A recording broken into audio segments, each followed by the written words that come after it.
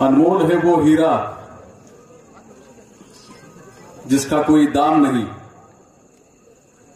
जो लहरों को चीर के निकले ऐसा उसका काम है, और जो आंधियों में गरीबों के लिए दिया जलाए राम सातपुते उसका नाम है।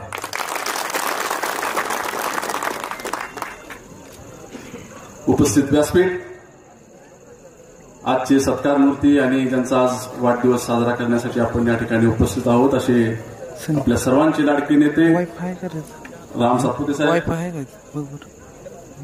त्याचप्रमाणे त्यांच्यावर प्रेम करणारे सर्व गावातून सर्व वडीलधारी मंडळी, त्याचप्रमाणे तरुण मित्र बंधू आणि भगिनींनो, आता येत असताना मी विचार करत होतो की आज भाऊंचा वाढदिवस आहे, आपण काय दिलं पाहिजे, काहीतरी दिलं पाहिजे, गिफ्ट म्हणून काहीतरी दिलं पाहिजे, भेटवस्तू काहीतरी दिली पाहिजे। प्रत्येक जणांनी कुठं हार पेटी फुलं काय आणले असते, पण आपण काय वेगळं देऊ शकतो का? पण माझ्याकडे तसं देण्यासारखं काहीच नव्हतं, कारण भाऊ तुम्हाला देवाने भरभरून दिलेला आहे। मग मी विचार केला आपण काय देऊ शकतो, तर आपण केवळ आशीर्वाद रूपी भाऊंना दुवा देऊ शकतो की ते आणखीन मोठे व्हावेत, आणखीन उंचीवर जावेत आणि या तालुक्याचा विकास मोठ्या प्रमाणात आणखीन करत राहावेत। मी आशीर्वाद एवढ्यासाठी म्हणलं कारण भाऊ मी तुमच्यापेक्षा थोडा ज्येष्ठ आहे। आता बाळासाहेबांनी आप्पासाहेबांचा उल्लेख युवा नेते म्हणून केला, ते युवा असतील परंतु मी ज्येष्ठ आहे।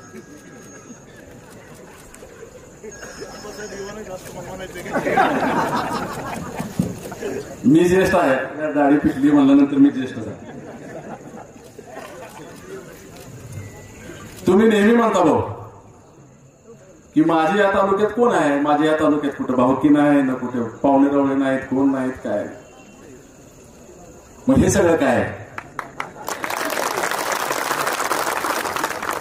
आज राम सातपुते म्हणजे प्रत्येक घरातला मुलगा, प्रत्येक ज्येष्ठ माणसाला आपला मुलगा वाटतो, प्रत्येक तरुणाला आपला भाऊ वाटतो, प्रत्येक आईला आपला मुलगा वाटतो।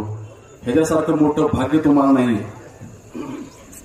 आणि मला विश्वास आहे की तुमच्या स्वर्गवासी आई आज त्यांनाही आनंद झाला असेल की माझा राम हा पोरका झालेला नाहीये, एवढं लक्षात ठेवा।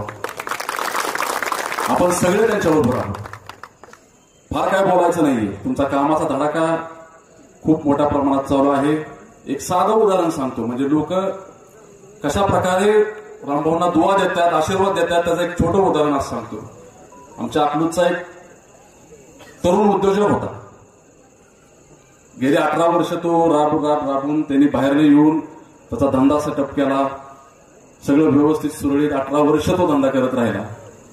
18 वर्षानंतर काही समाजकंटकांनी किंवा काही विघ्नसंतोषी माणसांनी त्याच्यावर तक्रारी करून महाराष्ट्र प्रदूषण महामंडळामध्ये तक्रारी करून त्याचा धंदा बंद केला। तो व्यतीत झाला, कुठना बँकेचे हप्ते भरायचे, आपल्या मुलाबाळांचं पालन पोषण कसं करायचं, आपल्या बायका पोरांचं काय होणार, ह्या साध्या भोळ्या आशेनं तो रामभाऊंकडे आला। भाऊंनी फक्त एक फोन केला, एक फोन। काल त्याचा धंदा चालू करण्यासाठी एमपीसीबीतनं त्याचं लेटर आलं, त्याचा धंदा चालू झाला। आज सकाळी तो माझ्या ऑफिसवरती पेढे घेऊन आला, अक्षरशः ढसा माझ्या पायात पडून रडला। हे काम साध्या सुद्धा माणसाचं नाहीये मित्रांनो, लक्षात ठेवा। गोरगरीब जनतेचा जो कळवळा आहे, गोरगरीब जनतेच्या प्रश्नांची जी जाण आहे, हे कोण जाणत असेल तर ते राम सातपुते हे एकमेव नेतृत्व या तालुक्यामध्ये आहे, आजच्या घडीला आहे, हे मी अभिमानानं सांगू शकतो। आणि आम्हाला सुद्धा अभिमान आहे, आम्ही आज तुमच्या बरोबरीने खांद्याला खांदा लावून काम करतोय, यापुढेही शेवटच्या श्वासापर्यंत करत राहणार। आणि पुन्हा एकदा हे काय राजकीय व्यासपीठ नाहीये, परंतु मी माझ्या कुटुंब सर्व माने पाटील परिवार, माने देशमुख परिवार, आज हंसराजभाई इथं आहेत, जयराजभाई इथं आहेत, आज आमच्या सर्वांच्या वतीनं भाऊ तुम्हाला दीर्घायुष्य लाभो, आई तुळजाभवानी आपल्याला दीर्घायुष्य देवो आणि या तालुक्याची भरपूर कामं आपल्या मार्फत हो, एवढेच ईश्वरचरणी प्रार्थना करतो आणि थांबतो। जय हिंद, जय महाराष्ट्र। महाराष्ट्रासह सोलापूर जिल्हा आणि माळशिरस तालुक्यातील महत्त्वाच्या आणि ताज्या बातम्या पाहण्यासाठी भूमिपुत्र न्यूज चॅनलला यूट्यूबवर सबस्क्राईब करा आणि बेल आयकॉन प्रेस करा।